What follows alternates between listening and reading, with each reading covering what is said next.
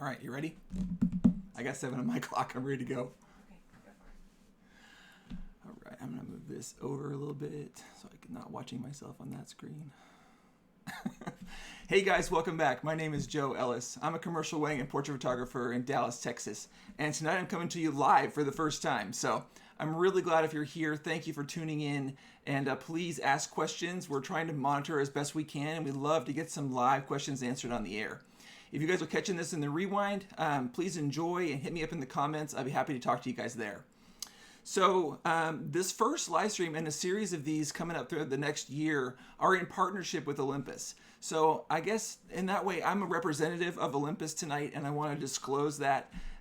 So the opinions that are expressed are not Olympus's, they're my own, and I just want to, put that legal disclaimer out there.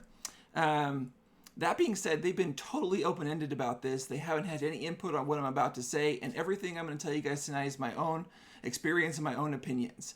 So I've been an Olympus photographer for quite a while now, and everything that I work with and do on a daily basis is because I want to do it. So tonight's topic is low light autofocus. And I think this is a challenge for any photographer with any camera. So I think the tips tonight can translate a lot of different ways, but some of what I'm going to talk about is very Olympus specific and comes from my many nights spent in the dark taking pictures of people dancing and talking and doing all that kind of good stuff. And so the first thing I want to talk about is focus point size and the different focus points that you have in the camera. So an EM1 Mark II and most of the Olympus cameras have 3 or 4 different options in focus point size. The two that I use most often are the regular point size and the tiny point size. The tiny point size is the most accurate one. It's the one that will really pinpoint something if you're using really shallow depth of field, and it works really well on stationary objects. So if I'm like shooting something where people are absolutely not moving, like my classic example is when people are standing up there getting married. They're not about to run away from the altar, at least we hope. So I know they're not moving. So what I will do is I will use the smallest focus point to make sure I've really pinpointed the focus on them, and then I will simply leave it there while I photograph the entire ceremony. Now I use back button focus on my EM1 Mark IIs, and that means that I will push the AEL AFL button on the back of the camera, and this will activate my autofocus. And I really like that because once I've nailed focus on something, I can even chimp to see that it's sharp without ever touching the focus. And I'm not accidentally retouching or pushing that top button on the trigger button and having the camera refocus on me. So if I've nailed focus, sometimes I will sit on it for quite a while because I'm using back button focus. Now, the really important thing when you're using the tiny focus points is that you hit an area of super high contrast. And so what I mean by that is you do not want to focus on somebody's cheek or somebody's forehead, that kind of thing.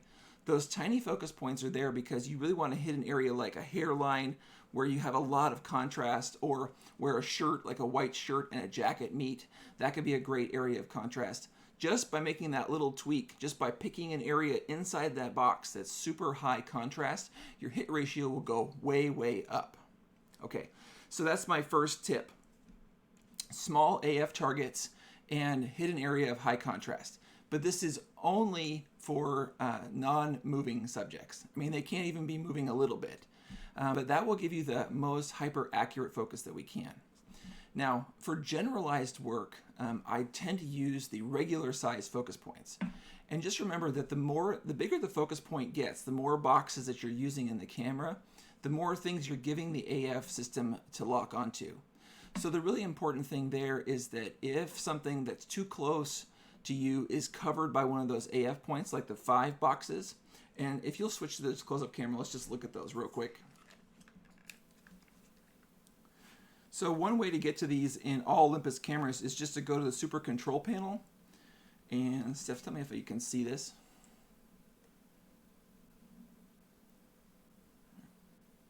Yeah, it's flashing black and white. Yeah.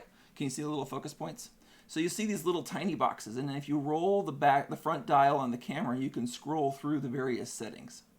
So that's all focus points, regular focus points, and tiny focus points.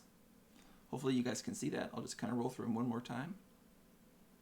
If you can't see it for whatever reason, you go to your super control panel, and then you go to the autofocus points, and then from in that screen where you're seeing all the boxes, you can roll your front dial and choose through the different types of focus points.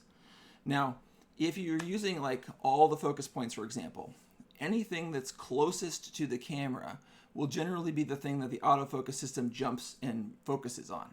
And so it's really, really important that if you want to specifically focus on something, that you choose the right target, right? The slightly larger autofocus point, it works really well for generalized targets when you're trying to focus on somebody's chest or on somebody's face. If you use the small focus point in that system, it's really trying to find more accurate focus, and it can take longer to hit. So when I'm working in the dark, for example, if I have any kind of movement whatsoever, like if they're dancing or walking, talking, anything like that, I'm going to use the regular size focus point. But here's the other thing that really, really helps, that really helped me, and that is that I like to use continuous autofocus in almost all those scenarios. So if I'm working a party, or if I'm out on Halloween, like we're going to talk about in a minute, and my kids are just standing there talking, playing, walking, all that kind of good stuff, or people at a wedding are dancing, I like to use the continuous autofocus. And what I find is that the camera is a little grabbier, a little quicker to find focus in that way, and it also will stop focusing for me more quickly.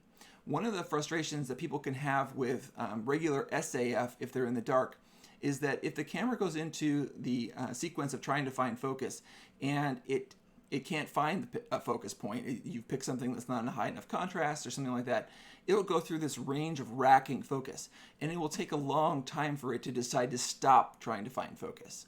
So what I do with continuous and back button focus is that if I'm not finding it, then I simply let off the back button focus, and then I'm able to tell the camera to stop, and then I'll retry with a better autofocus area selected in a more high contrast area.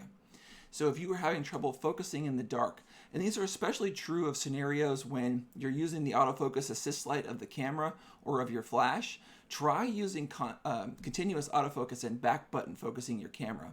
And I think you're going to have a much higher hit rate. Okay, so if you're out trick-or-treating this next week and your kids are going from house to house and walking and talking and that kind of thing, I would definitely, in that scenario, want my camera to be on continuous autofocus. And if you're new to photography, continuous autofocus, of course, is when the camera is always trying to focus on what's in front of it. If it's moving, it's trying to track the thing that's moving. And so on Olympus cameras, you can find that in the Super Control panel just by hitting the OK button on the back of your camera. And you'll see either SAF or CAF. Those are the two main modes. SAF is single autofocus. CAF is continuous autofocus. Okay, so let's talk about a few ways to kind of deal with low light and focus, aside from the focus points in the camera. So one of the ways that we can get better focus is that we can add some light to the scene. And one of the ways that I do that that's super helpful as a parent and works in a pinch in a lot of different scenarios is that I will use an LED light to give me a little extra focus. Now, if you have one of the Olympus flash units, that has an LED light built into it, and at least the larger ones do. And those units, you can actually just turn on the LED light and kind of use it off camera to give you something to focus with. And believe it or not, that has saved me more times than you can imagine when I just need a little kick of light to get focus on something. But if you don't have that, one really handy tool is already in your pocket, and that's your smartphone.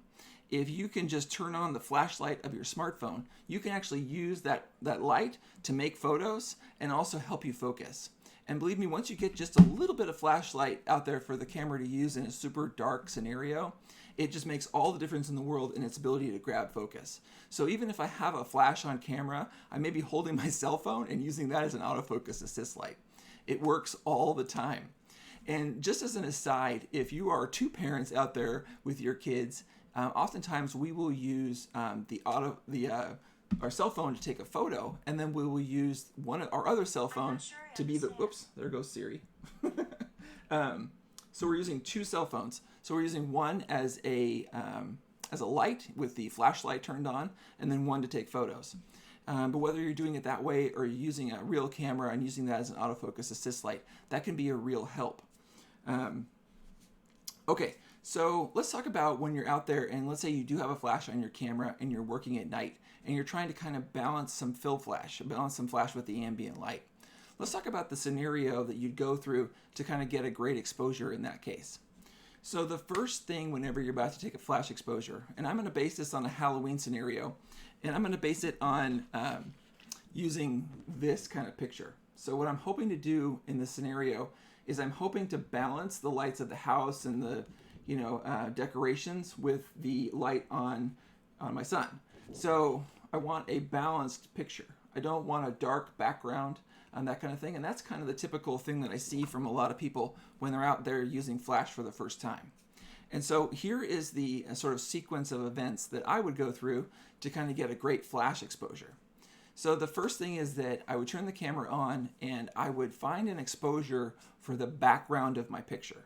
Okay, so if I'm outside at night, I mean, let's just imagine that, it's pretty dark outside and I want to keep the shutter speed reasonably high so that I'm not worried about, light streaks or people moving in the frame. So let's say I go ahead and set the shutter speed at 125th. And let's say we go ahead and choose ISO 800 and we're at f2, just as an example. If that kind of set of exposure parameters gives me a reasonably good looking background, the next thing I'm going to do is I'm going to then go ahead and close down one stop from there. So I'll go ahead and close my camera down to f2.8 in that scenario. If I do that, now my background is one stop darker than it should be, okay? And this works really well for flash exposures. Now I'll just turn the flash on and then I'll leave it right at 0, flash exposure compensation, and I'll use those settings to make my flash picture. And the thing is that that will give you a nice balanced flash exposure. And like I said, I'm usually, if I can't find focus with my camera all by itself, I will use my cell phone as just a little kick of light. And if I do that, the only thing I have to be aware of after that is if the camera gets fooled by how dark or light something is in the frame, I may have to vary the flash exposure compensation. So all you have to do in that case is you just go into either the super control panel and find your flash settings, or if you're on like a Godox flash like I use for my work, then you would just simply go ahead and hit set and then roll the dial. So this is a little Godox TT350. So as you turn it on, Steph, you want to go close up this guy? And this is the same for Olympus flashes and Godox flashes and many others. But flash exposure compensation just biases how much light's coming out of the flash. So I want a little less light or a little more light. So if we can kind of, looking good? Okay, so if you just hit set and then you just simply roll it up to +1, that's one extra stop of light from the flash. And then down would be one less stop of light from the flash. So generally speaking, if you're pointing the flash straight forward, it's going to be very flattering light. Not very flattering light, but if you're outside, that may be the only thing that you can do. If you have nothing that you can bounce off of and you're not, of course, carrying light stands and umbrellas and all that kind of good stuff, then that's your only option. But that's going to roll me into my second way that I oftentimes will take party pictures and dancing pictures and pictures of my kids when they're out at night and kind of guarantee that I'm going to get kind of a fun result. And that's called dragging the shutter or slow sync or second curtain sync flash. So I want to show you guys an example of that real quick.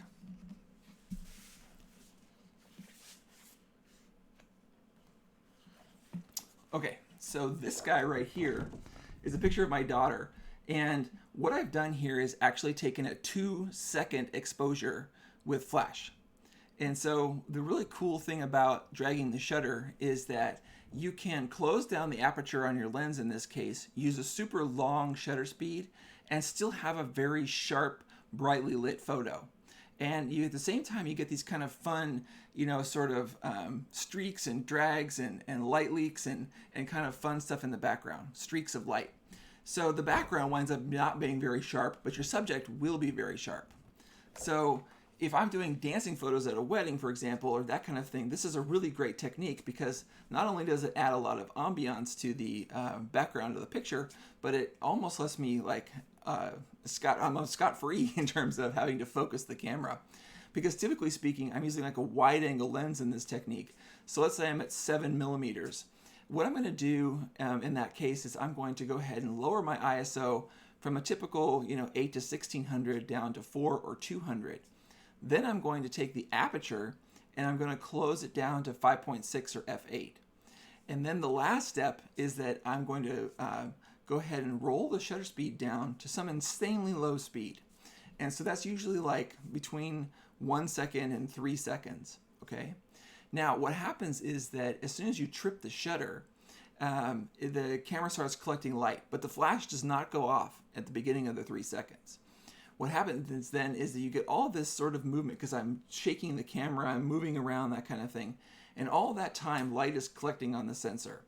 And then at the last second, right before my exposure is over, the flash fires. And so anything that was at that moment gets frozen in time in front of all of those streaks of light. And so if you are out, like you're chasing your kids down the street and you're trick-or-treating, if you go ahead and set like a super long shutter speed, a nice low ISO like 200 or 400, and then a high aperture like 5, 6, or 8, all those things in combination, and plus your flash, will give you the ability to kind of play around and let some light kind of streak in the background and still give you an opportunity to get a nice sharp picture of your kids. That's called dragging the shutter. To find that in an Olympus camera, it's called slow 2. So I'll do one more close up here real quick. If I put a flash on here.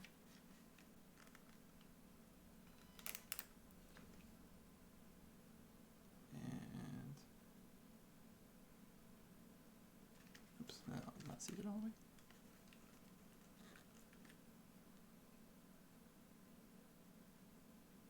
Oh, maybe I have to grab.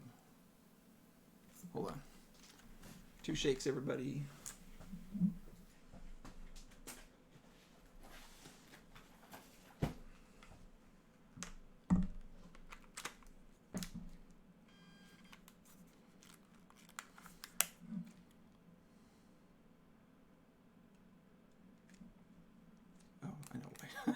That's because I was in movie mode.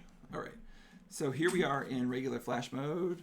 And right here on the back of the camera on the left-hand side is a flash options for syncing.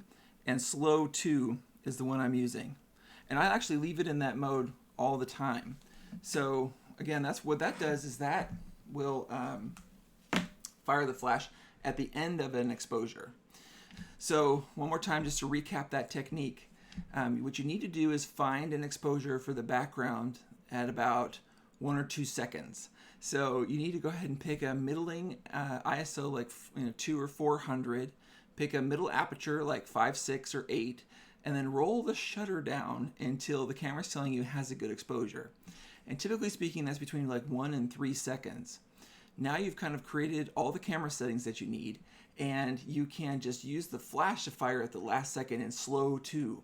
And that will give you that sort of light, streaky background while giving you tons of depth of field to kind of have a sharp person. So I use this technique all the time at wedding receptions when people are dancing. And with a wide angle lens, like let's say the 7-14 at 7 millimeters at f5.6, there's so much stuff in focus, you barely have to worry about it. Okay, so that's that one. Okay. The next technique is just using an actual dedicated LED light as a tool in your kit. And the one that I really love is this one here. This is a Yongnuo YN360. And this light is not only like it changes 3 different colors, but it becomes really bright when I want it to, and it has both tungsten and daylight balanced light.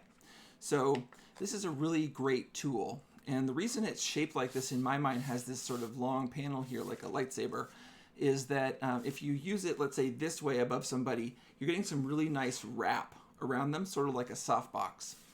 But there's a few different times I'm going to use this. A light this powerful in your kit can be used for portraits all by itself. And when you do that, it really negates that problem of having any trouble focusing in the dark. The other really good thing about using a constant light when you're doing portraits and whatnot is that you are previewing the exposure in the same way you are in regular daylight. So you can dial up and dial down the light, making it brighter or dimmer, and you can actually see how it balances with your background. You can change the color temperature of the light between like tungsten and daylight and be able to match whatever it is that you're working in. Or what you can do if this is like Halloween time is that you could turn the light green, for example, and do some kind of fun or creative effects. one thing I've had a lot of fun doing recently is kind of reproducing that kind of fun glow you get from neon lights, where you're turning it pink or purple or that kind of thing, and using that in portraits. But one of these dedicated LED lights is a huge help when you're working out in dim conditions, because rather than having to deal with setting up flashes and worrying about whether or not the camera's going to catch focus while I'm taking pictures in the dark, I can just go ahead and use an LED light for that purpose. Now, they make these in all kinds of sizes and shapes and different price points, but almost any of them does 90% of the job. So whether you have like a $25 budget or this is only like an $80 item, you can go straight up to thousands of dollars. But having a constant light in your bag is a super huge help. And there are times, I will tell you, that when we're working, when it is so dark on the dance floor, that I will actually turn this on from a distance at a dim setting just to give a little kick of light into the room so that I can focus in the dark. So it does happen. The other thing I'll tell you that really helps with low light autofocus is faster lenses. When I moved from using like f2.8 and f4 zooms into using like the trinity of primes Olympus has given us, the 17, 25, and 45, allowing 1.2 light to come through the camera, giving it the sensor that much more light is really, really helpful in terms of low light autofocus. Okay, so that's a dedicated LED light. So those are kind of my tips, you guys. You can use your flash creatively to either just balance the available darkness. You can drag the shutter using slow 2 and a higher aperture to make sure that your subjects stay in focus and have those fun kind of light streaky things happen in the background. I really think that an LED light is a really wonderful addition to your kit. Even if you're an amateur photographer, if you add one of those, you will find 100 different uses for it, even if the last one is finding your way out of the darkness after taking pictures at night. And the Yongnuo YN360 is one that I really love, and not getting paid to say that in any way. That's just the one I picked, and I really like it. And then using fast lenses. That's the last tip that I have. The faster the glass that you have, the more light that you're letting into the camera, the better off your camera is going to be for focusing in super dim light. So when you're out there this Halloween, try dragging the shutter. Try balancing using, even if you just want to use your cell phone to kind of balance the light out. If you don't have a cell phone, a little flashlight works really well as an autofocus assist light as well. And if you don't want to do any of those things, the last tip I have is to go ahead and add a little bit of LED light in, if you can do that as well. So I want to go through one more thing that I really love, and this is just a Halloween idea for you. It's super specific to Olympus, but I love the live composite mode, and I know a lot of us do. And this is a really easy thing that you could do for Halloween, and it works really well. So if your son or daughter's costume, it has things that can light up, or if they have a sword that would benefit from some lightning, or a bow and arrow that would benefit from a light trail, any of these kinds of things you could do using live composite and make a really fun portrait that you will love for years to come. Here's one that I made of my son here. This was using the Yongnuo YN360 and his basketball head. And I love this picture, but I love the green in the picture. I just think it's kind of fun, sort of superhero-y looking kind of deal. And this whole thing took me about 2 or 3 minutes to put together. The two things you're going to need is you're going to need a tripod, and you're going to need some kind of light source. So that could be a flashlight like I'm talking about here. They could be holding them and waving them around, or you could be doing that, or you could have a larger LED source. Any of those things will help you with live composite. So here is the cadence of things that you need to do to take a live composite. Okay, so here's what we're going for. The first thing you have to do is put your camera on a tripod, and you got to find an exposure that's at least a half a second long. Okay, so in my case, I walked outside and I was at the front of my house, and I just put my camera on a tripod, and I found an exposure of about a half second at about I think it was 7.1 if I recall, at about ISO 800 or 1600, somewhere right in there. And so I have a half-second exposure, okay? The other thing that you have to have is you have to have a willing participant. So my son has to stand still, and that's key to this whole thing. So if you have a really little child, this probably won't work, but if you have a 7 or 8 year old, that kind of thing, or someone who's really into it, it totally works. Okay, so he is standing still. What happens first when you turn into live composite, and to get to live composite, if you've never done it before, you just start rolling down the shutter speeds until you get to the very last one, the longest one, and it's called live composite. Then what you do is if you hit menu once, it will take you to a screen where you get to pick your shutter speed, and I picked half a second, okay? That's all that is really for setting up the camera. Now, the first thing you do is you get your shot lined up, get your exposure right, and then the first frame that you take in a live composite is like this digital mumbo jumbo frame. The camera doesn't actually take an exposure that you see. I think what's happening is some sort of like, it's doing a noise reading and some calculations to make your live composite work. But for whatever reason, that first frame you don't ever see. The second time you trip the shutter, that's when this whole thing starts.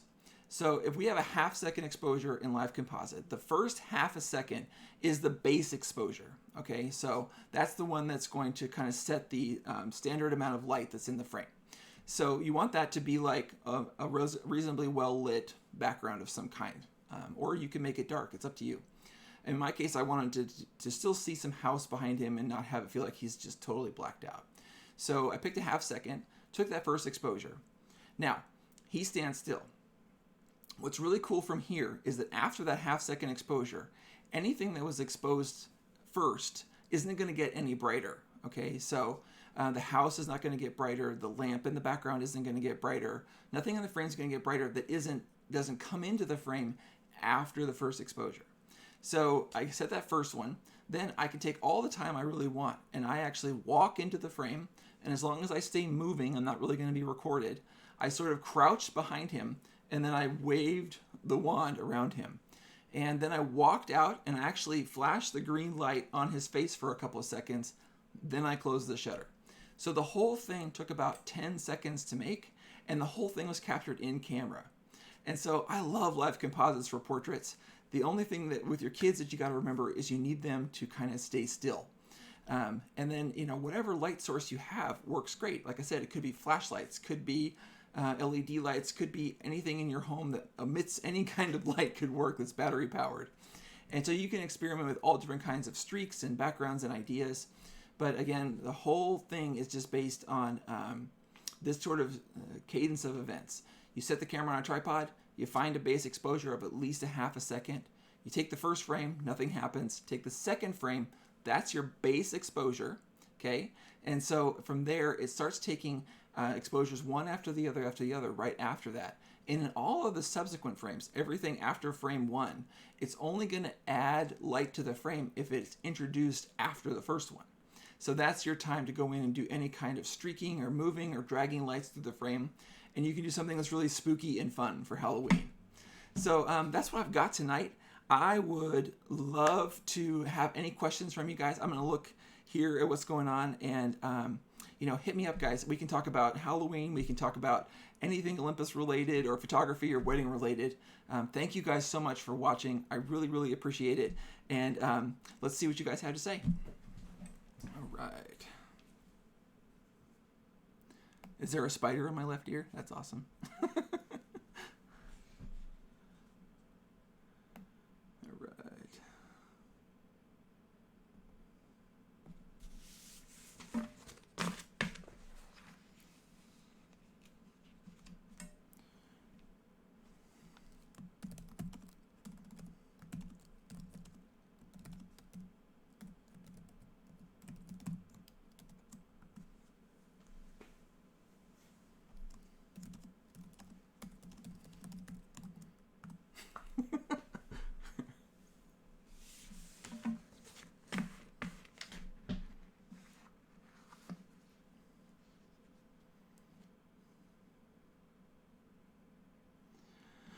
Well, okay, so what's the most challenging aspect of live composite shooting? Probably just the pre-planning, because you want to visualize how the lights are going to streak throughout your frame, whatever it is that you're doing in there, and that can take a few runs. If you already know what it is that you want to do and how you want it to look, it can go pretty quickly. Like in my example, I just did a simple circle. So that was really, really easy for me to do. You might have to take 1 or 2 frames if you're still trying to figure out how intense your light should be. And so having like an LED light where you can dial up and down the amount of light that's coming out of it is helpful. Because, for example, if you're going to have to move much more slowly in order to have it kind of show up in the frame. So kind of that pre-planning is probably the hardest part. And then if you have people in the frame, and I've done this a few times now, you've really got to get their attention and make sure that they pick a pose that they can hold for a really long time. Like, for example, Nicholas picked this one, and I knew that he could stand there for a good 10, 12 seconds without moving a muscle. And that really, really helps with keeping the picture sharp. If they move a little bit in the exposure, you can get like little blurs and things that happen.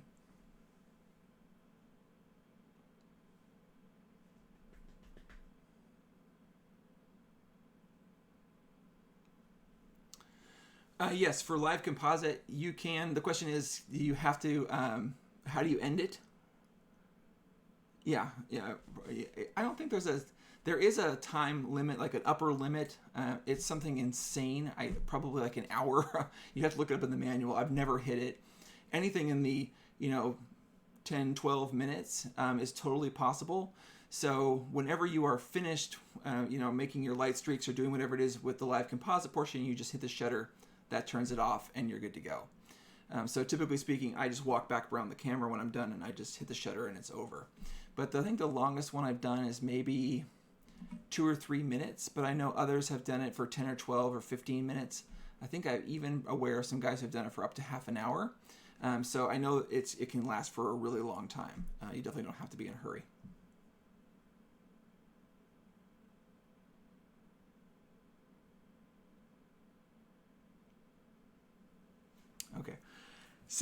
Okay, let's talk about the 12 to 100. So the 12 to 100 in churches, I do not use my 12 to 100 for much available light like in a church. I bias myself towards faster shutter speeds than that. It's not that the 12 to 100 can't take a super sharp photo in low light because you can hand hold that thing at insane shutter speeds. It's more a question of subject movement. So I need my shutter speed to stay up around 125th or so if I really want tack sharp subjects. So when I'm indoors in low light conditions, especially if I'm not using a flash, I will rarely ever use the 12 to 100. In those cases, I'm using mostly 2.8 or even better, like the 75 1.8 or the 1.2 primes. I do use the 12 to 100 a lot when I'm using my strobes. I shoot all of my family pictures and things with the 12 to 100, and certainly whenever I'm out in good light, I think the 12 to 100 is perfect.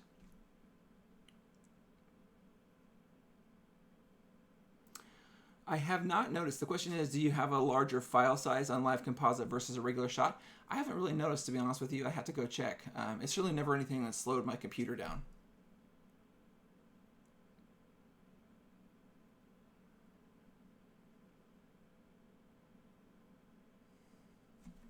You seen anything, Steph, that's kind of coming by? Just, like wanting to know if you're alive right now and stuff. Well, okay, you guys, I guess that's it for now. We have got our first live workshop in the books. I would love to... How do you set up the EM1 Mark II for tracking a bride and groom? Oh, okay, great. Okay, so Gary is asking about tracking the bride and groom coming back up the aisle. So here's a trick with my EM1 Mark II that really helps with this. I shoot a kiss picture, and then I immediately flip the switch on the back of my camera from position 1 to position 2, and that puts me into continuous autofocus, okay? And I've also made sure at some point that my continuous autofocus point is high center. So it's not in the middle of the frame, it's just high of center. And then that autofocus point goes right on one of their faces. And this is the regular size autofocus point. And then I just hammer down on the AEL-AFL button, and that will track them coming back up the aisle, even in low light. It does an incredible job. And I do that both for coming down the aisle and for coming back up.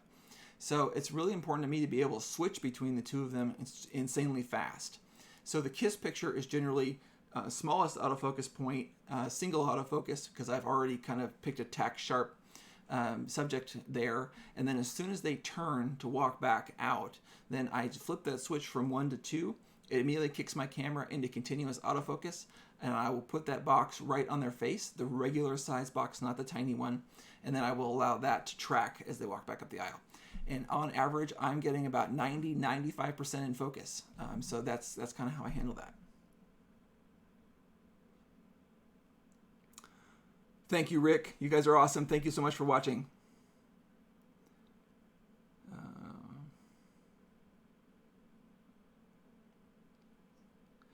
Okay, so lightning photography.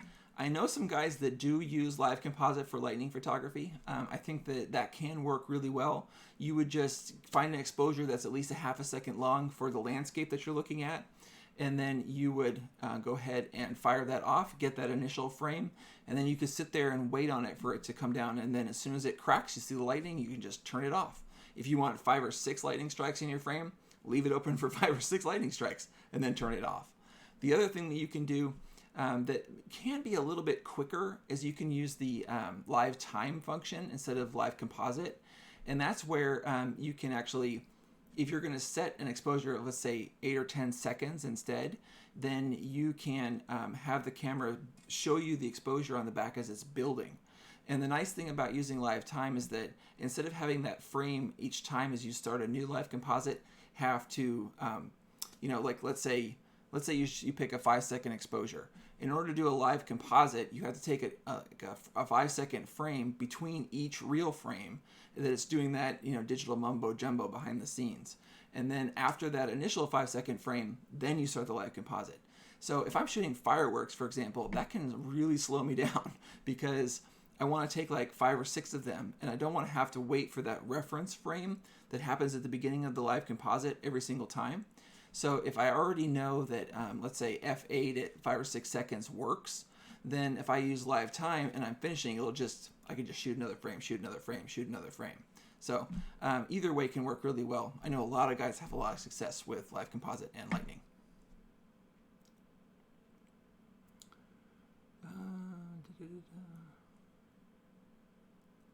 How about tracking when using sparklers at night?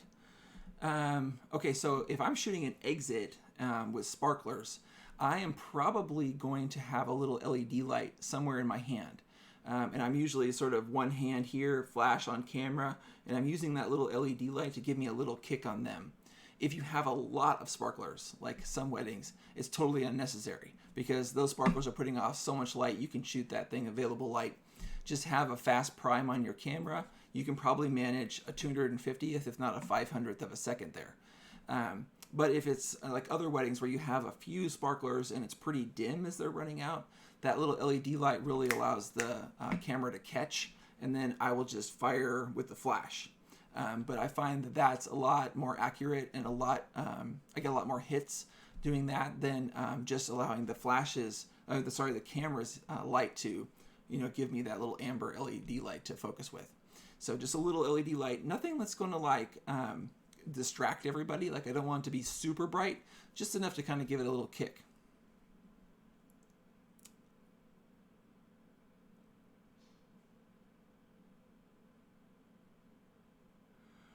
The TT685O. Okay, well, I don't have that one, but I do have...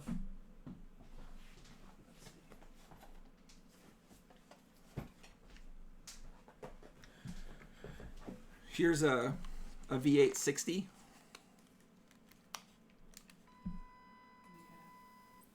You want to zoom in on that?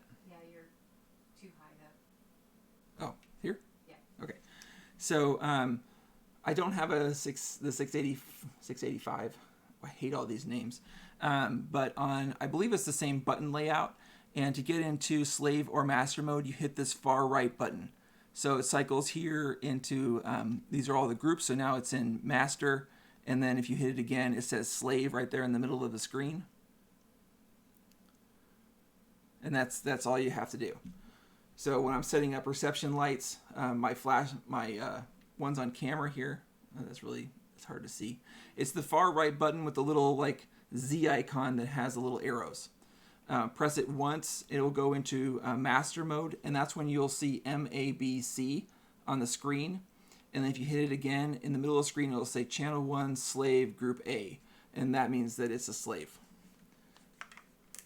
If you are having trouble after that, hit me up in the comments and maybe I can figure out what's going on. But if it's not that simple, it's probably a bad unit. You're probably right.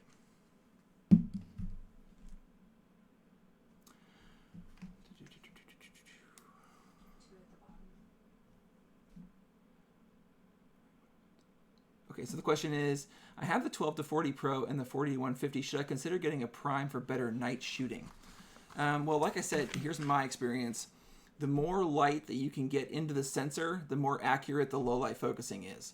So any of the primes that are 1.8 or 1.2, I find focus quite a bit better than the 2.8 or f4 lenses when I'm in super dim lighting. But it sort of depends on what your subject is too. You know, if it's landscapes, things like that, and you have all the time in the world, I'd probably be just magnifying and doing manual focus in that case. But I shoot people 100% of the time, so I use autofocus 100% of the time. And I find that the fast primes, especially the 1.2s, have been a godsend in terms of giving me killer focus in low light.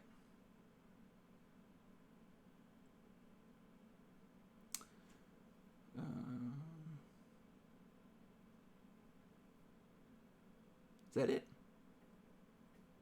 Okay, I think that's it, guys. I'm going to call that a night. We've been going for quite a while now. I'm going to be back. If you guys have ideas for future live segments that you want to talk about, please hit me up in the comments. I'm certainly open to any and all ideas that I can tackle. But happy Halloween. Please make some great images of your kids. Let's see them on the different boards on the Olympus Education Board. Thank you to all those people out there for watching and participating. I love that group. The EM1 Mark II group is amazing. I also want to say a thank you to a couple guys at Olympus, to Matt and to Ray. Thank you so much for giving me the opportunity to reach some extra people.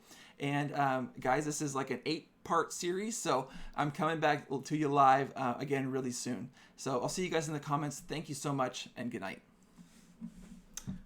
All right, so just end stream.